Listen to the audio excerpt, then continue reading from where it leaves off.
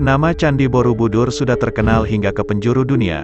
Bangunan kuno yang sempat masuk dalam jajaran 7 keajaiban dunia itu populer karena kemegahannya.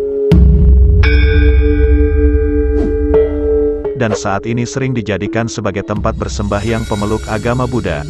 Bahkan orang-orang dari luar negeri pun memberanikan dirinya ke Indonesia hanya demi untuk mengunjungi Candi Borobudur saat ada ritual di sana. Seperti 7 keajaiban dunia lainnya, tidak ada yang tahu secara pasti bagaimana kuil kuno besar itu dibangun. Ada yang mengatakan candi itu sudah berumur lebih dari 1000 tahun, dan lainnya mengatakan itu adalah peninggalan kerajaan yang dulunya sempat hadir serta berjaya di tanah Jawa. Dirangkum dari berbagai sumber, berikut ini adalah kisah pembangunan Candi Borobudur yang masih misteri.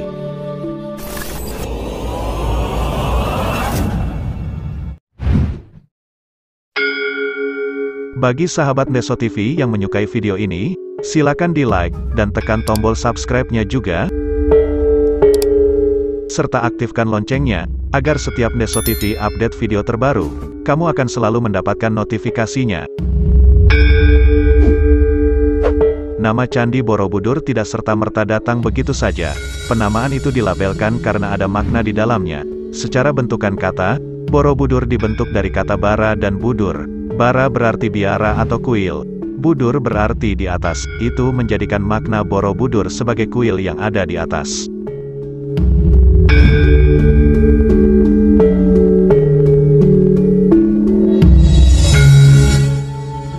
Borobudur diperkirakan lahir pada tahun 750 hingga 850 Masehi. Seperti yang sudah tadi disampaikan, tidak ada yang tahu siapakah yang membangun candi ini. Tapi para sejarawan mempercayai Borobudur dibangun pada dinasti Shailendra yang muncul pada tahun 750 hingga 850 Masehi.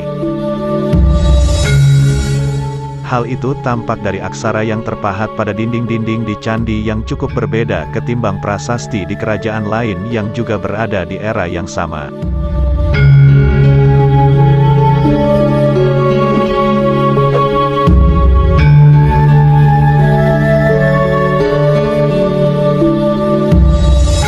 Pembangunannya bisa mencapai 100 tahun lebih, melihat dari strukturnya sampai ukurannya. Para ahli berpikir bahwa Candi Borobudur tak mungkin selesai hanya dalam waktu singkat, bahkan 50 tahun pun dirasa tidak mampu untuk menyelesaikan ini. Oleh karena itu, para ahli berteori Candi Borobudur selesai lebih dari waktu 100 tahun dan benar-benar rampung pada 825 Masehi, saat pemerintahan Raja Samaratungga.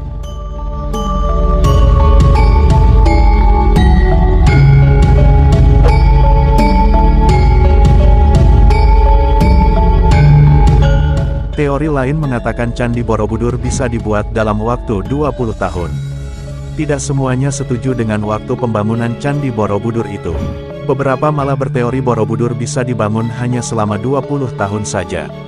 Mereka menjelaskan bahwa setidaknya ada 2 juta balok batu yang menjadi fondasi Candi Borobudur.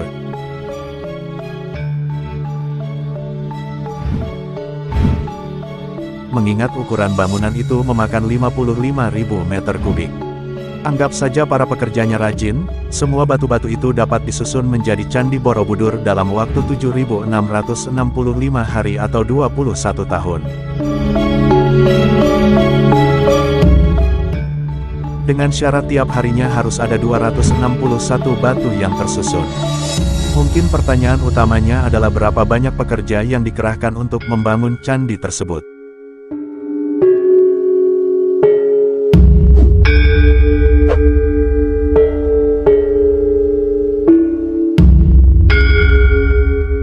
Candi Borobudur diperdebatkan dijadikan kuil antar penganut agama.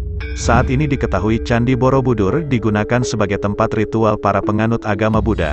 Namun ternyata secara sejarah, Borobudur dipertanyakan apakah sedari dulu dipakai penganut agama tersebut.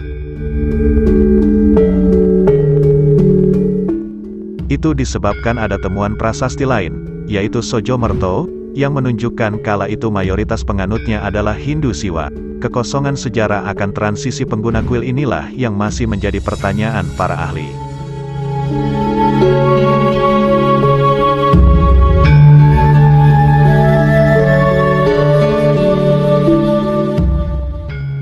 Cara pembangunannya sangat misterius.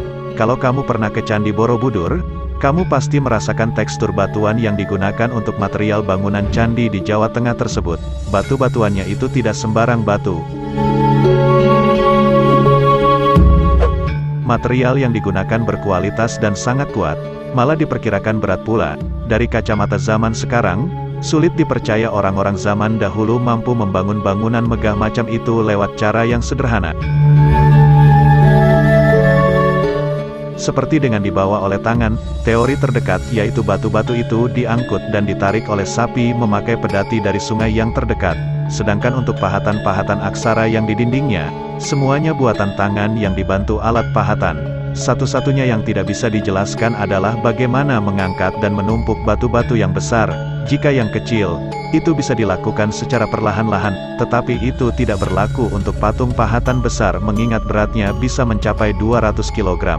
Diduga patung itu dipindahkan dengan cara ditarik atau dipikul beramai-ramai.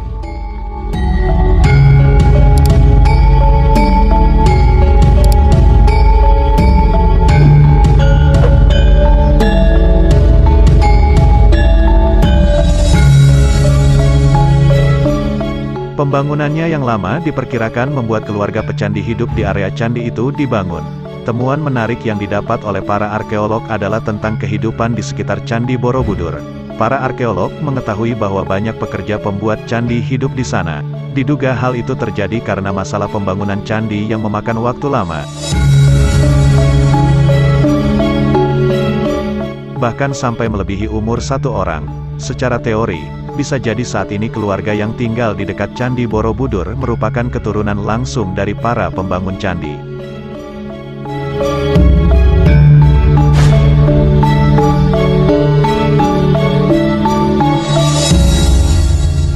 Ditemukan kembali setelah terkubur oleh abu vulkanis Gunung Merapi. Dalam menjalani kehidupan 1000 tahunnya, tidak sekali Candi Borobudur mendapati letusan Gunung Merapi. Bertumpuknya lava dan abu vulkanis hasil ledakan gunung itu berakhir menumpuki Candi Borobudur dan menyembunyikannya di dalam tanah. Barulah pada 1811, saat Thomas Stamford Raffles diangkat sebagai Letnan Gubernur Jawa, ditemukan kembali. Tidak jarang dalam perawatannya hingga sekarang, Candi Borobudur mengalami kerusakan, mulai dari aksi vandalisme sampai terkena bom yang terjadi pada 1985. Bisa terbilang Candi Borobudur yang kamu lihat sekarang tidaklah murni Candi Borobudur. Masih ada banyak pertanyaan seputar sejarah dan teknik di balik pembuatan Candi Borobudur. Mungkin kalau suatu hari kita bisa mendapatkan jawaban tersebut, kita bisa kembali membangun candi yang sama megahnya dengan Candi Borobudur.